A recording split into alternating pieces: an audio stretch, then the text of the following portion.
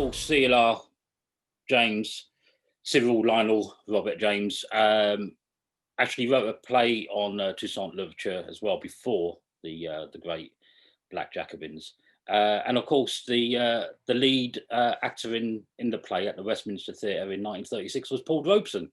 So that must have been a sight to see. And it was only until, I think it was about 2004, 2005, the play was thought lost and it was refound. And you can get a copy of the play. I'm not sure if it's been shown again, but I mean, can you just imagine CLR James, who actually performed as well, alongside Paul Robeson? What an incredible moment that must have been. But CLR, born 1901, really brought up in a kind of a nascent, of course, got the whole history of slavery behind him, but brought up in the nascent middle class of Trinidad. Went to actually first black to get a scholarship to the Queen Royal College in Trinidad, where he was educated. Indeed, where he also taught. He taught a young Eric Williams, the author of Capitalism and Slavery and the first Prime Minister of Trinidad Tobago, at the Queen Royal College as well back in the 1920s. As introduced, quite an amazing character. I wouldn't say a radical, I would say a Marxist. Now, I think he's firmly within the Marxist tradition. And this meeting's kind of important, particularly given the backdrop of what's happened over the summer with the George Floyd, the fury, global fury around George Floyd, and the various kind of ideologies of, identity politics, privilege theory, intersectionality, and etc. All those kind of theories. There's one thing, and despite the criticisms I might have of CLR, and I'll do that towards the end, there's one thing he never moved away from. He never moved away from the centrality of the working class, absolutely centrality of the working class towards universal human emancipation. And so anyone who else tries to claim him, that was CLR's absolute central tenet right to his death in 1989 in Brixton. And really, CLR was always asked, who did he admire most? He would say revolutionaries first, followed by artists and wicket keepers. Of course, the great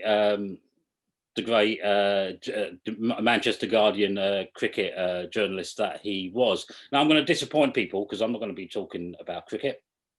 Call me a Philistine. I'm not even going to talk about art. I'm going to talk about the first aspect, which is revolutionaries. And I'm going to use CLR to back myself up here, because when he was asked what he'd want to be remembered for, he said he wants to be remembered for the works he did, his contributions to the Marxist movement. And so I'll use that as a defence, CLR himself. Now, of course, he wasn't born a Marxist, and indeed, it's probably worth looking at some of the development and the evolution of his ideas. Now, he comes to Britain in 1932 on the invite from an old friend. What's his name? Larry Constantine, the cricketer, who's living up in Lancashire at the time, and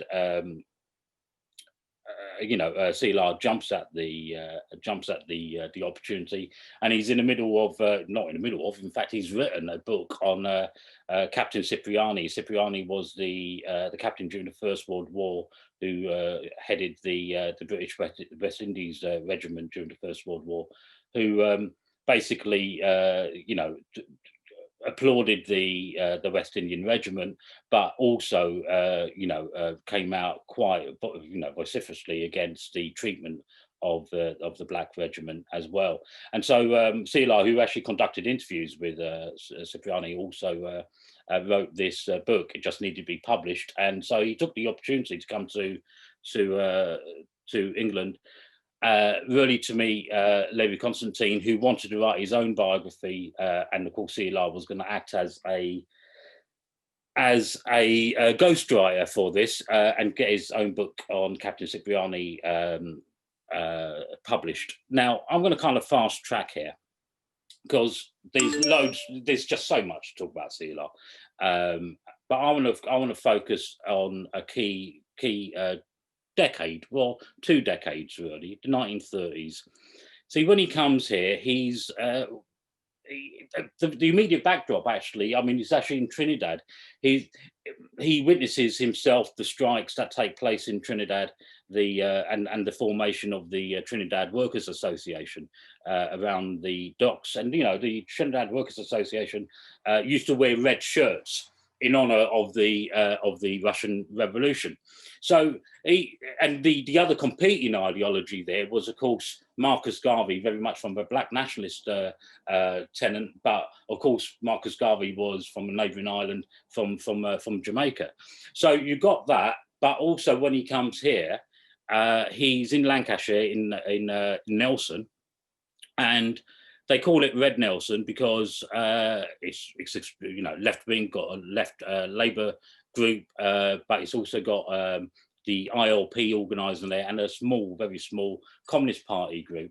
And it's there he basically, amongst a number of things, he witnesses and he engages in the textile strike in 1933. Mainly women, mainly weavers, and he's absolutely astonished about the energy, the fight, and the movement of the British working class here in Lancashire. I think someone put it, I can't remember who, it says, you know, it's 10 months that shook James's world, and it, you know, really did, because he never forgot that. Of course, not too long before that, Gandhi had also visited Lancashire and in Darwin, actually, and he was famously asked, what do you think to Western civilization, to which he replied, I think it'd be a good idea. And James was, CLR James was very much of the same ilk, someone who at this moment in time was writing this book on Cipriani for really the idea of Trinidad self-government. He develops very quickly via the ILP and the Independent Labour Party, sorry, I shouldn't use acronyms like that, via the ILP, and of course developments that take place historically. 1933, Hitler's come to power. 1932, you've got the strike in Lancashire. 1934, whilst he's working on his book and research on Toussaint, he's in Paris, and he witnesses the attempt by fascists to force the government there to resign, where they attack the deputy of chambers, the parliament in France. Soon after, of course, Hitler comes to power. Soon after, what happens in Vienna, where the army with the fascists are called in to smash up the Socialist Party there, the trade unions and etc., is where the whole slogan came from, you know, rather Vienna than Berlin, because in Vienna they fought. In Berlin, of course, the Nazis took power without a fight. This is the kind of immediate backdrop to CLR James's background in becoming a Trotskyist. And what's another key thing here is that he gets a copy of Trotsky's History of the Russian Revolution, which has just been published in 1932 in Bern. And he gets the first volume, and he's totally blown over by it. Trotsky in this volume, of course, aside from the arguments back in 1906, 1905, 1906 amongst the Russian Bolsheviks, and his book, The Results and Prospects, Trotsky generalizes his theory of permanent revolution, which CLR James adopts. He's totally fascinated about. Historically, it's his idea, the theory of combined of uneven development isn't just absolutely critical to CLR James's own book, The Black Jacobins, which I'm going to come on to in a moment, but also his own personal life, because actually combined and uneven development, not just how historically, you know, various countries and the planet is uneven in terms of development of capitalism, but also combined, where Trotsky talks about the the different stages of historical development within countries. And of course, CLR sees this himself and actually understands this himself from Trinidad, where in the south you got the oil workers, in the north you got the sugar plantations and etc. And he actually gets a sense of his own history personally and of Trinidad historically. And he throws himself right in the middle of political activity, and this being the immediate backdrop, political activity, and openly as a Trotskyist. In 1937, he writes The World Revolution. It's a history, the first history from a Trotskyist perspective of the Comintern, the Communist International. And he really charts its degeneration from the early days up to from 1917 up to 1936. There's another thing that actually happens, another part of his development, and this is more his Pan-Africanist element, if you like, is that in 1935, Mussolini invades Abyssinia, today's Ethiopia. And two things happen. Aside from knocking up the Friends of Abyssinia and a movement across Britain against the Mussolini and fascist invasion of Abyssinia, he also makes contact with, well, actually he doesn't make contact. He goes to a meeting down Gray's Inn Road up in King's Cross to hear George Padmore. George Padmore is a very kind of important black figure in the Communist International. And he finds out, he turns up and he sees George Padmore, and he realizes Malcolm Nurse, his old mate from Trinidad, who used to live down the road. And so they all immediately kind of catch up. But George Padmore also shifts here as well, because what happens is the disaster of Hitler's rise to power was part of the Comintern's left turn, class against class, social fascism, etc. And then very, very quickly after that disaster, moving towards the popular front, was the theory of the popular front. People should kind of question me on this if you're kind of unfamiliar, and we can come back onto more detail.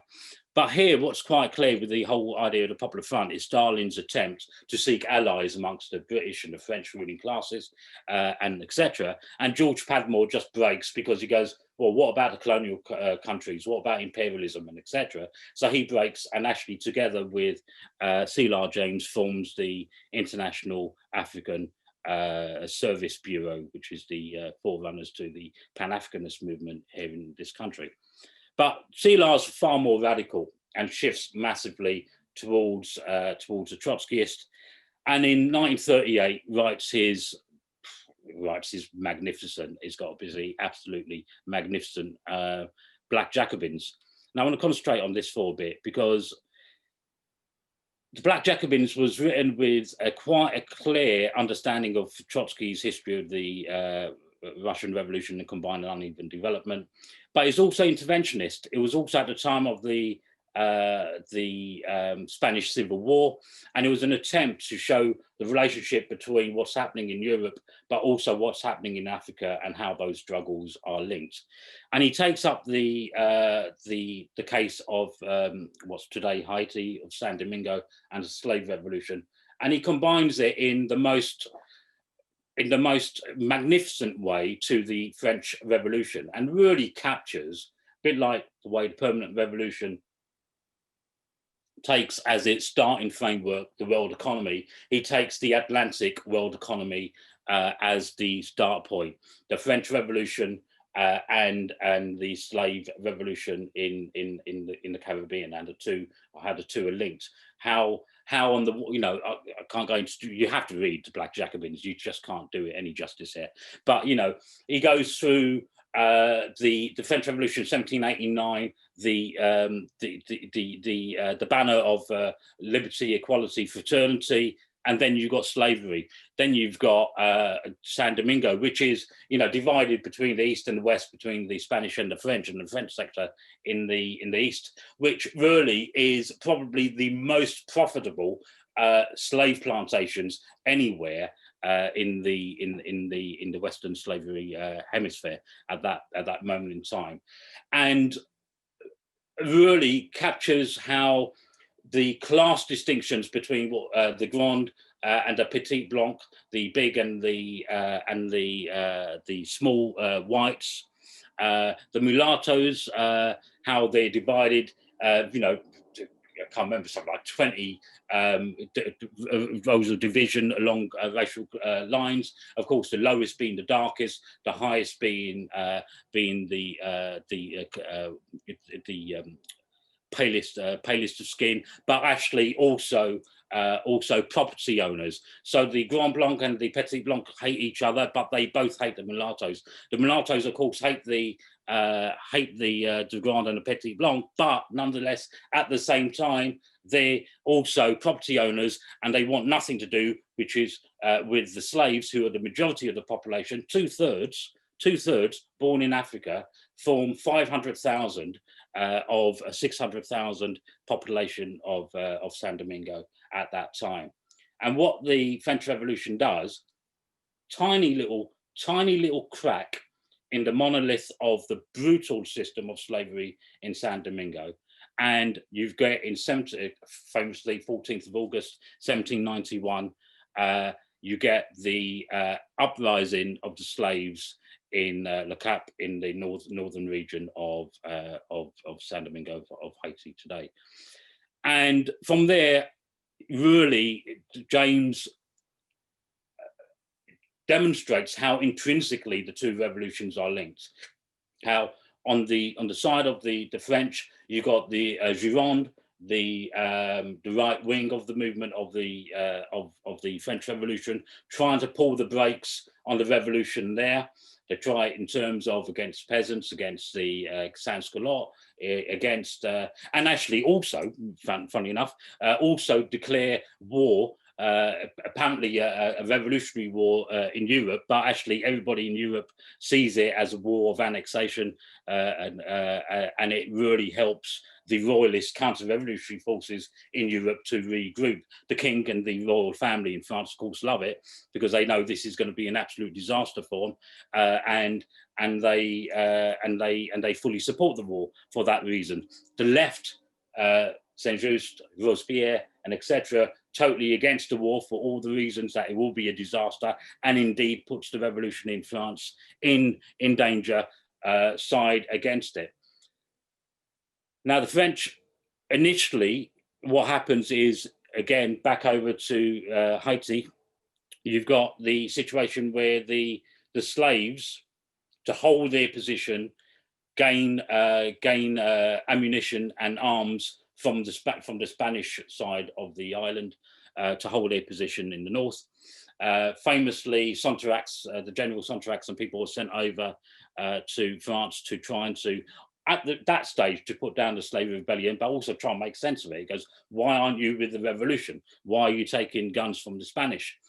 But also what's happening behind the scenes is, of course, a number of the masters from the plantations have run over to Jamaica to speak to the British to try and take back the north as well. And of course, here is one of the key things of what CLR James is trying to do with this book.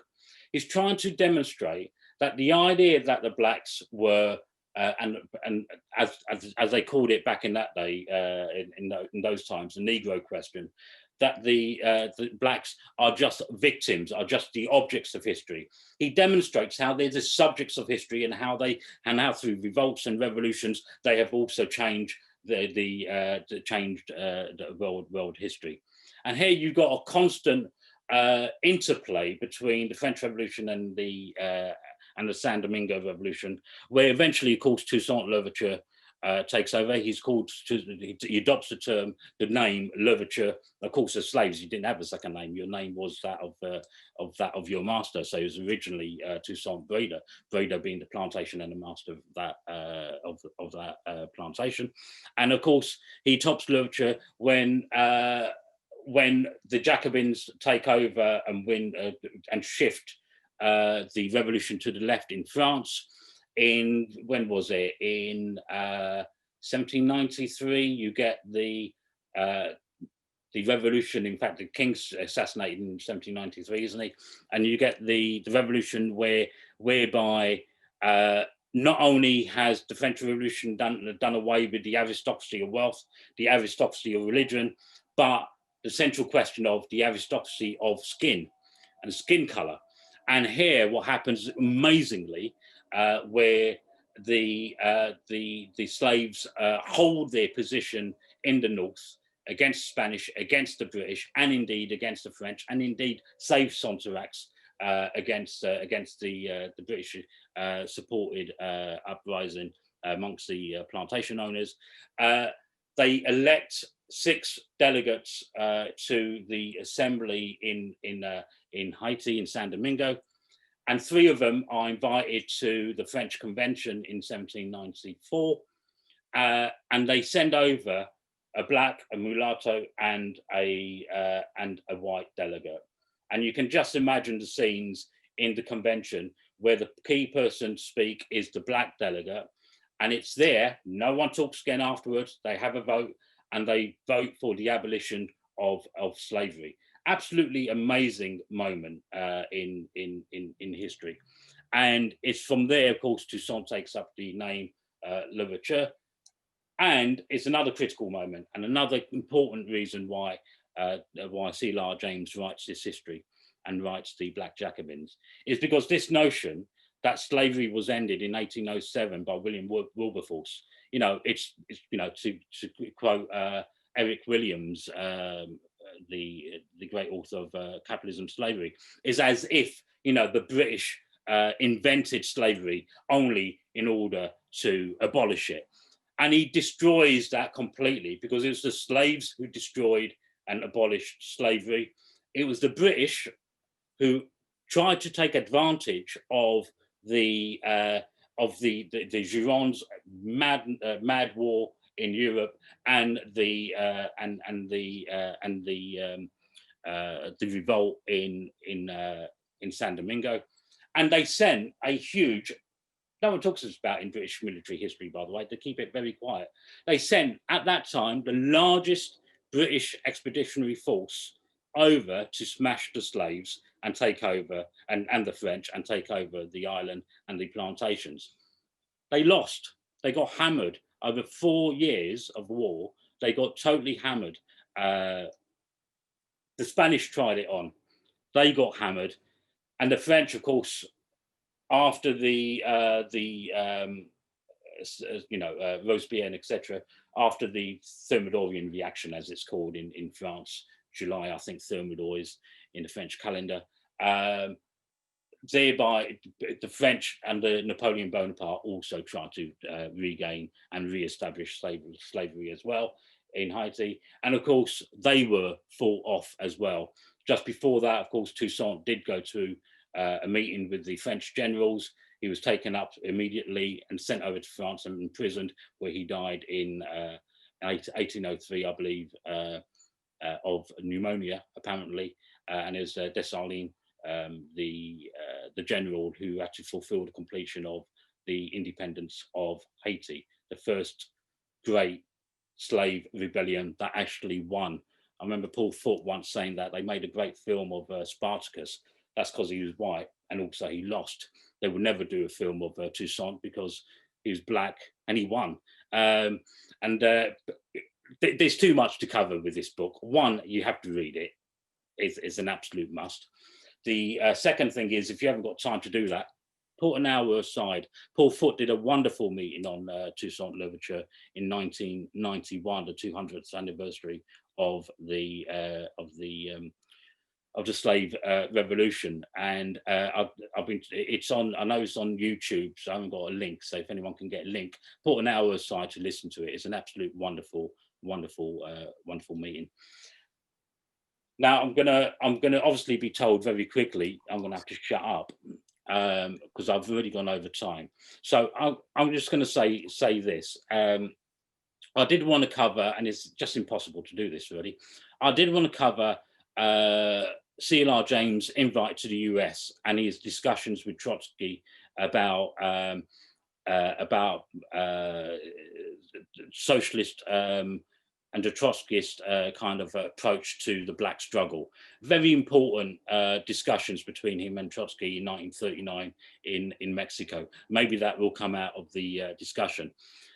Also, he did develop the theory of state capitalism, which is very different to those who may know Tony Cliff's theory of state capitalism. Maybe that will come up, maybe it won't, but of course we can maybe address that. Thing is, CLR James did move away from Trotskyism, and he broke from Trotskyism in 1951. In 1953, he was kicked out of the US and probably quite rightly called by the FBI called a subversive alien radical, probably a badge of honor for CLR James, and he was interned for 6 months and then booted out the country. But he maintained links with the movement in the US. And if anyone's read the great book by Dan Giorgakakis on the Dodge Revolutionary Union movement and the League of Revolutionary Black Workers in the car plants in Detroit in the 1960s, you will see that CLR James and his group, at that time known as Correspondents, were very much active within that struggle as well. So maybe that will come up in the discussion. I've obviously spent far too much time on the Black Jacobins, but hey, I can't help it. It's just such an amazing book. Last, very last thing is this. Despite what anyone says about any criticism, myself included, about CLR James, at the heart of his politics, he was a Marxist. At the heart of his politics, and he never moved away from this, was actually working class self-emancipation, absolutely central to universal human emancipation. That was his politics. That's what he lived by. That's what he died by. There's arguments and criticisms between, but that is why he's very firmly part of the Marxist tradition.